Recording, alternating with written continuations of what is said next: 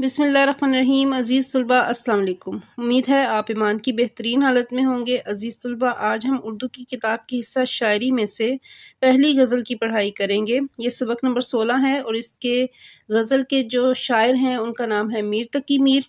ان کے حالات زندگی کے بارے میں جانتے ہیں، ان کا تعارف دیکھتے ہیں۔ میر تقی میر 1723 میں پیدا ہوئے اور 1810 میں ان کی وفات ہوئی۔ اصل نام میر محمد تقی تھا اور میر تخلص کرتے تھے۔ جائے ولادت اکبر آباد، آگرہ، انڈیا ہے۔ والد گرامی کا نام میر علی متقی تھا، جو ایک درویش منش کہتے ہیں اللہ کی رضا میں راضی رہنے والا عاجز بندہ، عاشق صالح، اللہ کا سچا جو عاشق ہے، اللہ کا سچا چاہنے والا، اور شب بیدار صوفی تھے۔ شب بیدار صوفی کا مطلب ہے راتوں کو جا کر عبادت کرنے والے انسان تھے ان کے والد۔ اگرچہ والد کا سایہ اس وقت ہی سر سے اٹھ گیا تھا جب میر کی عمر فقط 11 سال تھی، مگر ان کی باتیں عمر بھر دل پر نقش رہیں، یعنی کہ ان کے والد کی جو باتیں تھیں ان کے دل پر کندہ رہیں، انہوں نے بہت گہرا اثر رکھا تھا۔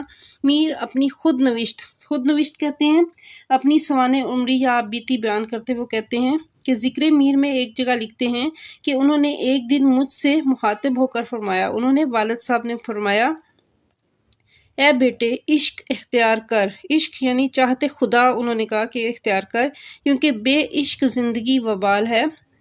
اگر اللہ کی چاہت نہیں ہے اس میں تو وہ زندگی مصیبت ہے، وبال ہے۔ دنیا میں جو کچھ ہے عشق کا مظہر ہے، عشق کا مظہر ہے، چاہتے خدا کا اظہار ہے۔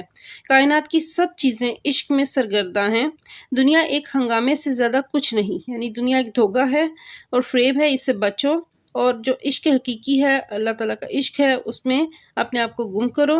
کسی ایسے کا عاشق بن جس کا یہ دنیا آئینہ ہے، یعنی جس نے اس دنیا کو تخلیق کیا اس کا عاشق تو بن۔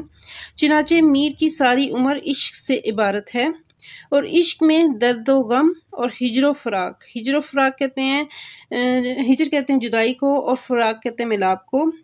جدائی اور ملاپ جو سا ہے اس سے بھی واسطہ پڑتا ہے۔ وہ کہتے ہیں کہ عشق میں درد و غم اور ہجر و فراق سے واسطہ پڑنا ایک لازمی امر ہے، ایک لازمی کام ہے۔ والد کے انتقال کے ساتھ ہی میر کی پریشانیوں کا آغاز ہو گیا۔ تلاش معاش کی فکر انہیں آگرے سے دلی لے آئی۔ تلاش معاش روزگار کی جو فکر تھی کہ کیسے زندگی گزاری جائے۔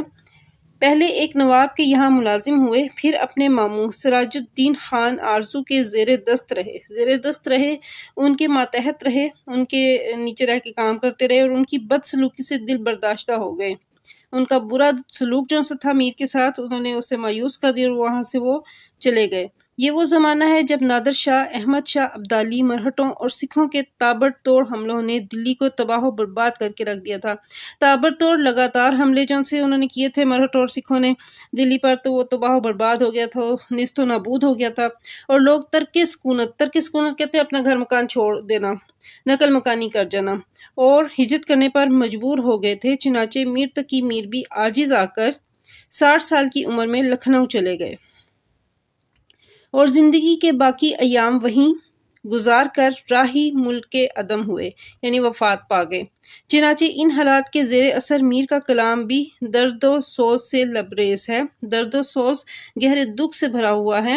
میر کو غزل کا بادشاہ کہا جاتا ہے۔ انہوں نے تقریباً ہر صنف سخن میں طبع آزمائی کی ہے، مگر ان کی شناخت، ان کی پہچان جو سی ہے غزل سے، اور غزل کی شناخت ان سے ہے۔ انہوں نے غزل میں سادہ بیانی کو شعار بنایا۔ سادہ بیانی کہتے ہیں کہ آسان اور حقیقت پر مبنی واضح انداز انہوں نے اپنایا تھا، اور اس میں وہ تاثر پیدا کیا کہ اردو کے عظیم شاعروں ناسخ، ذوق، غالب، حسرت، مجروح اور اکبر الہ آبادی جیسے نامور شاعروں نے ان کی عظمت کو سلام اور انہیں اپنا استاد تسلیم کیا۔ اب ان کی جو انداز بیان اس کے بارے میں تھوڑی سی، کہ میر کی زبان شستہ، سادہ اور پاکیزہ ہے۔ شستہ کا مطلب مہذب ہے، سادگی ہے اس میں، اور پاکیزگی ہے۔ ان کے بیان میں عاشقانہ مضامین اور سوز و گداز کی بہتات ہے، بہت زیادہ ہیں۔ دکھ بھرے مضامین جو ان سے ہیں، تصوف کے مضامین بھی موجود ہیں، تصوف، روحانیت کے، عشق الہی کے مضامین بھی ان کی شاعری میں موجود ہیں، جو ان کے عہد کی سیاسی و معاشرتی حالات کی عکاسی کرتے ہیں، تصویر کشی کرتے ہیں۔ شامل کتاب غزل ان میں سے ایک ہے۔ اس کی پڑھائی کرتے ہیں۔ سبق نمبر 16 ہے، غزل پہلی ہے، کلیات غزلیات میر سے لی گئی ہے۔ پہلا شعر ہے، ان اشعار کے مفہوم دیکھتے ہیں، تشریح بعد میں کریں گے۔ فقیرہ نہ آئے صدا کر چلے، میاں خوش رہو ہم دعا کر چلے۔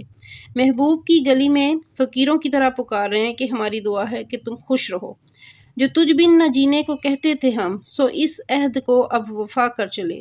اے محبوب، تجھ سے وعدہ تھا کہ تیرے بغیر زندگی نہیں گزاریں گے، لہٰذا تیری جدائی میں اپنی زندگی قربان کرنے جا رہے ہیں۔ شفا اپنی تقدیر ہی میں نہ تھی، یعنی کہ صحت تندرستی نہیں تھی اپنی قسمت میں، میری قسمت میں مرض عشق سے شفا رہائی نہیں تھی کہ مقدور تک تو دوا کر چلے، کہ جہاں تک ممکن ہو سکتا تھا میں نے اس کا علاج کیا ہے لیکن مجھے اس سے نجات نہیں ملی۔ دکھائی دیے یوں کہ بے خود کیا، ہمیں آپ سے بھی جدا کر چلے۔ شاعر کہتے ہیں کہ تمہارے دیدار کے بعد محبوب پر بے خودی طاری ہے، اور یعنی کہ وہ اپنے آپ سے بھی بیگانہ ہو گیا ہے۔ اگلا شعر ہے، جبیں سجدہ کرتے ہی کرتے گئی، حق بندگی ہم ادا کر چلے۔ شاعر نے رب کائنات کی عبادت کا حق اس طرح ادا کیا کہ ساری زندگی سجدے اور عبادت میں گزار دی۔ اس کا یہ مفہوم ہے، نہ دیکھا غم دوستاں شکر ہے، ہمیں داغ اپنا دکھا کر چلے۔ شاعر کہتے ہیں کہ شکر ہے کہ میرے دوستوں کو یہ اپنوں سے عشق کا دکھ جو ہے وہ نہیں ہے، اور ایک صرف ہم ہی ہیں جو اپنا یہ دکھ دکھا رہے ہیں۔ کہیں کیا جو پوچھے کوئی ہم سے میر، جہاں میں تم آئے تھے کیا کر چلے۔ اب میر اپنے آپ سے مخاطب ہے، وہ کہتے ہیں اگر کوئی پوچھے کہ اللہ نے تمہیں دنیا میں کس کام سے بھیجا تھا، یعنی کہ تم عبادت کرنے کے لیے آئے تھے اور تم ساری زندگی جو سی غفلت اور بے مقصدی میں گزار کے چلے گئے ہو۔ عزیز طلباء، آج کے لیکچر میں اتنا ہی۔ غزل کی مکمل تشریح کے ساتھ نئے لیکچر میں پھر ملاقات ہوگی۔ میرے چینل پہ نئے ہیں، چینل کو لائک کریں، کمنٹ کریں، شیئر کریں، سبسکرائب کریں۔